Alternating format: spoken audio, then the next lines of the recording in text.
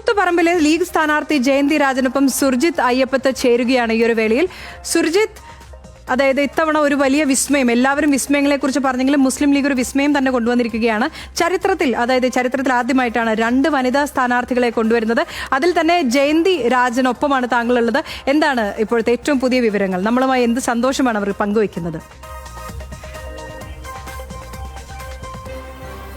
എന്തായാലും നേരത്തെ തന്നെ ജയന്തി രാജൻ ദേശീയ പദവിയിൽ, മുസ്ലിം ലീഗിന്റെ ദേശീയ പദവിയിൽ എത്തിയ ആളാണ് രേണു. സ്വാഭാവികമായും ആ ഒരു ഘട്ടത്തിൽ ഒരു വനിതയെ അവിടെ പരിഗണിച്ചു എന്നുള്ളത് ഏറ്റവും പ്രധാനപ്പെട്ട കാര്യമായി തന്നെ ആ ഘട്ടത്തിൽ അവതരിപ്പിച്ചിരുന്നതാണ്. ഇപ്പോൾ ഇത് വീണ്ടും മറ്റൊരു വിസ്മയം തന്നെ സംഭവിച്ചിരിക്കുന്നു. 2 വനിതാ സ്ഥാനാർത്ഥികൾ, അതിലൊന്ന് ജയന്തി രാജനാണ്. ഈ വയനാട്ടിലെ ഇരുളം സ്വദേശിയാണവർ. കൂത്തുപറമ്പിലേക്കാണ് ജനവിധി തേടാൻ വേണ്ടി ഇരുളത്ത് നിന്ന് നേരെ തൊട്ടടുത്ത ജില്ലയിലേക്ക്, അടുത്ത സ്ഥലം തന്നെയാണ്. എന്തായാലും എന്ത് തോന്നുന്നു? വളരെ സന്തോഷമുണ്ട്. കൂത്തുപറമ്പ് നമ്മുടെ തൊട്ടം അതിർത്തി ജില്ലയാണല്ലോ. അപ്പൊ ചുരമിറങ്ങണം, കൂത്തുപറമ്പുകാരുടെ ഒരാളായി മാറണം. പ്രതീക്ഷിച്ചിരുന്നോ? അങ്ങനെ പറഞ്ഞിട്ടില്ലായിരുന്നു. പാർട്ടി ഇന്നടത്ത് മത്സരിക്കാനുണ്ടെന്നോ അല്ലെങ്കിൽ മത്സര രംഗത്തുണ്ടെന്നോ കൂത്തുപറമ്പിലാണെന്നോ ഒന്നും പറഞ്ഞിരുന്നില്ല. നേരത്തെ ഗ്രാമപഞ്ചായത്തിലും ഒപ്പം തന്നെ ബ്ലോക്ക് പഞ്ചായത്തിലും ഒക്കെ തെരഞ്ഞെടുക്കപ്പെട്ട പ്രതിനിധി കൂടിയാണ്. അപ്പൊ ആ ഒരു അനുഭവ സമ്പത്തുണ്ട്. തീർച്ചയായിട്ടും പൊതുപ്രവർത്തന രംഗത്ത് പരിചയമുണ്ട്. പക്ഷെ കുറച്ചുകൂടി ഗൗരവമുള്ള ഒരു സ്ഥാനമാണ് നിയമസഭാ കാൻഡിഡേറ്റ് എന്നുള്ളത്. ആ ഉത്തരവാദിത്തം ഏറ്റെടുത്തുകൊണ്ട് വിജയിച്ചു വരണം എന്നുള്ളതാണ് ആഗ്രഹം. മറ്റൊരു കാര്യം, പലപ്പോഴും മുസ്ലിം ലീഗിനെ വലിയ രീതിയിൽ വിമർശിക്കാറുള്ളത് ഇങ്ങനെ മറ്റു വിഭാഗങ്ങളിലെ ആളുകളെ വലിയ അളവിൽ പരിഗണിക്കില്ല എന്നുള്ള തരത്തിലുള്ള ഒരു വിമർശനം പൊതുവെ ആളുകൾ പറയാറുണ്ട്. അതൊരു ശരിക്കും എന്താണ്, ശരിയാണോ തെറ്റാണോ, എന്താണ് നില? അത് തെറ്റാണ്. തദ്ദേശ സ്വയംഭരണ സ്ഥാപനം നോക്കിയാൽ ഈ വലിയ വിജയത്തിന് പിന്നിൽ ഒരുപാട് മറ്റ് സമുദായത്തിൽപ്പെട്ട ആളുകളുണ്ട്. ക്രിസ്ത്യനും ഹിന്ദുവും ഒക്കെ, ഹിന്ദുസും അടങ്ങുന്ന ഒരുപാട് പേര് ഈ നമ്മുടെ തദ്ദേശ സ്വയംഭരണ ഇലക്ഷനിൽ വിജയിച്ചു വന്നിട്ടുണ്ട്. കോണിയിൽ തന്നെ, ചിഹ്നത്തിൽ തന്നെ വിജയിച്ചു വന്നിട്ടുണ്ട്. പിന്നെ എന്നെ സംബന്ധിച്ച് ഞാൻ എന്താ പറയുക, ഏറ്റവും നല്ല പൊസിഷനിൽ തന്നെ എന്നെ ഇരുത്തിയിട്ടുണ്ട്. എനിക്ക് അംഗീകാരം തന്നിട്ടുണ്ട്. അതോടൊപ്പം ചേർത്ത് പിടിച്ചുകൊണ്ട് എല്ലാ കാര്യങ്ങളിലും പങ്കാളികളാക്കിയിട്ടുണ്ട്.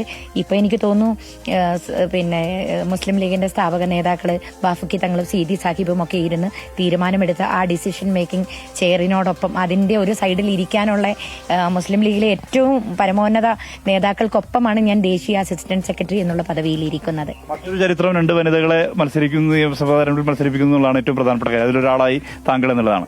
തീർച്ചയായിട്ടും മുസ്ലിം ലീഗിന്റെ ചരിത്രത്തിൽ തങ്കലിപികളിൽ രേഖപ്പെടുത്തി വെക്കാവുന്നതാണ്. 2 ലേഡീസായിട്ട് തമിഴ്നാട്ടുകാരിയായ ശ്രീമതി ഫാത്തിമ മുസാഫർജിയും ഞാനും വന്നിട്ടുള്ളത്.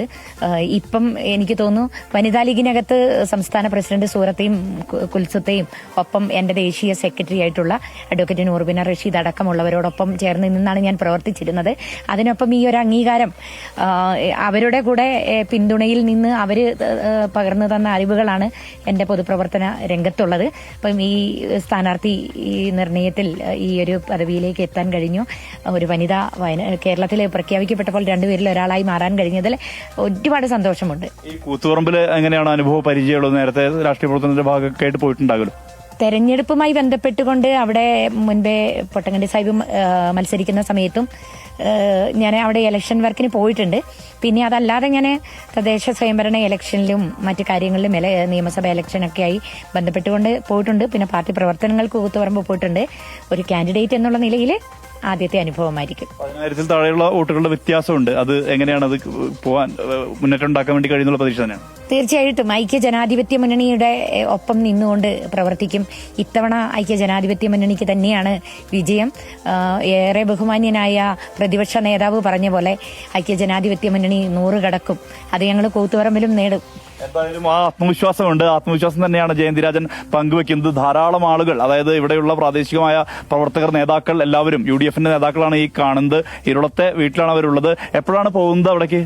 ഇന്ന് പാണക്കാട് ഞങ്ങളുടെ പ്രസിഡന്റിന്റെ സയ്യിദ് സാദിഖ് അലി ശിഹാബ് തങ്ങളുടെ അനുഗ്രഹം വാങ്ങി വന്നതിന് ശേഷം അവിടുന്ന് അറിയിക്കുന്നത് പ്രകാരം കൂത്തുപറമ്പിലേക്ക് പോകും. എന്തായാലും കൂത്തുപറമ്പിലേക്ക് ഇറങ്ങുകയാണ്, മത്സര ഗോതയിലേക്ക് ഇറങ്ങുകയാണ്. വളരെ ആത്മവിശ്വാസമുണ്ട് ജയന്തി രാജനെ സംബന്ധിച്ചിടത്തോളം. രേണു, സുർജിത് അയ്യപ്പത്താണ് വിവരങ്ങൾ നൽകിയത്. തികഞ്ഞ ആത്മവിശ്വാസത്തോടെ തന്നെയാണ് നിൽക്കുന്നത്. യുവാക്കൾക്ക് പ്രാതിനിധ്യം കൊടുത്ത്, വനിതകൾക്ക് പ്രാതിനിധ്യം കൊടുത്ത്, 1-ലേറെ സീറ്റുകൾ എന്ന് പറഞ്ഞു 2 സീറ്റുകൾ കൊടുത്ത്